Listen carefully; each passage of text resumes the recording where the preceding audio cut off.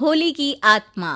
बचपन से शहर में रहने वाला मनोज इस साल होली की छुट्टियों में अपने गांव दुर्गापुर वापस आता है, जहां उसे देख पूरा गांव खुशी से झूम उठता है। जब गया था तब इतना सा था और अब देखो कितना बड़ा हो गया है। हाँ सरपंच जी, जब मैं गया था तब आप भी बहुत जवान थे और अब देखो कितने बूढ़े हो गए हैं आप। चला चलो बढ़िया है। बच्चा घर वापस आ गया। इसी खुशी में आज रात पार्टी होगी। क्या बात है, गांव में भी पार्टियां होने लगी। वैसे अगर पार्टी की बात है तो आज क्यों सीधा होली पार्टी करते हैं। होली पार्टी की बात सुन चहल पहल में अचानक सन्नाटा छा जाता है, जिसे देख मनोज को कुछ अजीब लगता है। लेकिन तभी सरपंच बात पलट देता है। अब बहुत देर हो गई, चलो सब अपने घर चलो, पार्टी के बारे में कल सोचेंगे। मनोज भी मम्मी पापा के साथ घर आ जाता है, पर होली पार्टी और उस पर पूरे गांव की खामोशी वाली बात अभी तक उसके जहन से निकलती नहीं। पापा, होली पार्टी की बात पर सब चुप क्यों हो गए थे? अरे होगी उनकी कोई अपनी बात। मुझे गांव की पंचायत ही थोड़ी पता है। थक गया हूँ, चलो सो जाते हैं, कल बात करते हैं। पापा की बात मानते हुए मनोज भी सोने चला जाता है। आज तो छुपा लिया, लेकिन हफ्ते बाद जब होली का दिन आएगा तब इसे कैसे रोकोगे? अगली सुबह सूरज के साथ ही मनोज भी गांव घूमने निकल जाता है, जिस पर रास्ते में उसे अपनी ही उम्र के कुछ लड़के भी मिलते हैं, जिनसे दोस्ती कर अब वो उनके साथ घूमने लगता है। इसी तरह कुछ दिन बीत जाते हैं और होली नजदीक आने लगती है।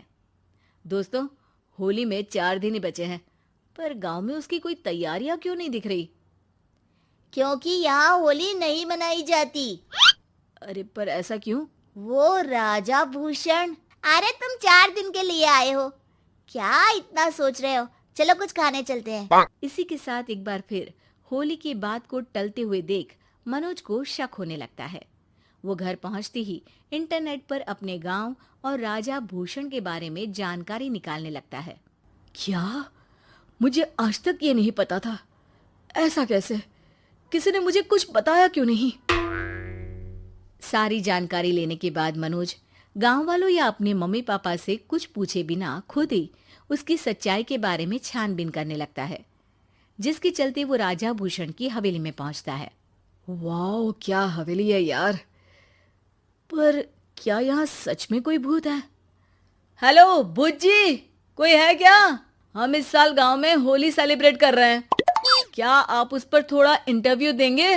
मनोज के ऐसा बोलते ही गांव में तूफान उठ जाता है और हवेली में रखी सारी चीजें हिलने लगती है। एक अदृश्य शक्ति मनोज को धक्का देकर हवेली से बाहर निकाल दरवाजा बंद कर लेती है। ये सब देख मनोज हैरान रह जाता है। क्या अभी मुझे हवा ने धक्का देकर बाहर निकाल दिया? मेरे होते हुए इस गांव में कभी होली नहीं मन सकती, इसलिए दोबारा ऐसी कोशिश भी मत करना, अंजाम बुरा होगा। आवाज सुन मनोज हैरानी से इधर उधर देखने लगता है, पर उसे कोई दिखाई नहीं देता। वो गांव वापस आ जाता है, जहां तूफान की वजह से सब कुछ तहस महस हो चुका होता है।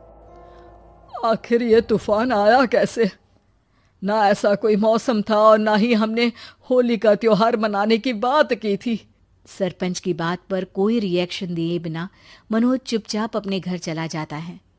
इस तरह देखते ही देखते होली का दिन भी आ जाता है और मनोज रंग लेकर गांव में निकल जाता है, लेकिन गांव पूरी तरह खाली होता है। अरे त्योहार का दिन है, धूमधाम की जगह मातम क्यों मनाया हुआ है? मनोज की आवाज सुन सब अपने घर की खिड़कियां खोल के घर के अंदर से ही उसे वापस जाने के लिए कहने लगते हैं, पर वो किसी की नहीं सुनता।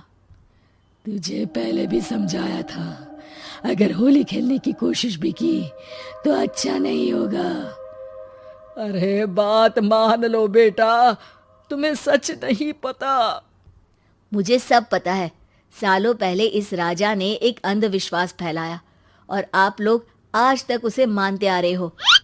अरे बेटा, जब तुम पैदा भी नहीं हुए थे उससे भी बहुत पहले से इस गांव पर होली का श्राप है। अगर गांव में होली का त्योहार मनाया जाता है तो प्रलय आना पक्की बात होती है। राजा भूषण इस सब में नहीं मानते थे और त्योहार मनाने लगे, जिसके चलते होली वाले ही दिन पहले उनके बेटे की और फिर उनकी मृत्यु हो गई। तभी से गांव की रक्षा के लिए उनकी आत्मा उस हवेली में रह रही है। सबकी बातें सुन मनोज उलझन में पड़ जाता है। सोचना भी मत मनोज, अगर तुमने इस परंपरा को तोड़ने की कोशिश भी की तो उसका परिणाम इस गांव और गांव के लोगों के लिए अच्छा नहीं होगा। मुझे भी यकीन नहीं हो रहा कि आप लोग एक बेतुकी बात को मानकर सालों से रंगों के त्योहार को मातम की तरह मनाते आ रहे हो। मनोज किसी की कोई बात ना मानते हुए पूरे गांव में रंग बिखेर देता है, जिसके तुरंत बाद वहां तूफान के साथ बिजलियां गरजने लगती है। अचानक मौसम में ऐसा बदलाव देख जहां मनोज कंफ्यूजन में आ जाता है, वहीं गांव वाले डर से सहम जाते हैं।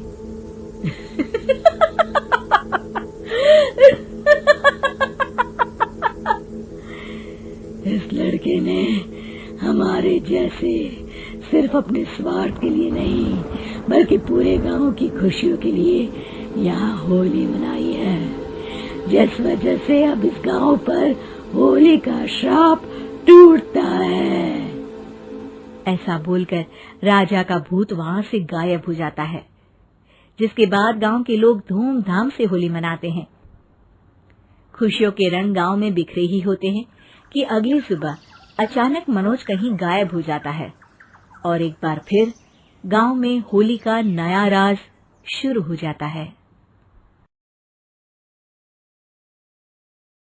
अरे भाई पेट तो साला बहुत बाहर आ गया भाई। क्या बोलता, कल से जॉगिंग पे चलेगा? चलो तब कल 5 बजे फोन करना।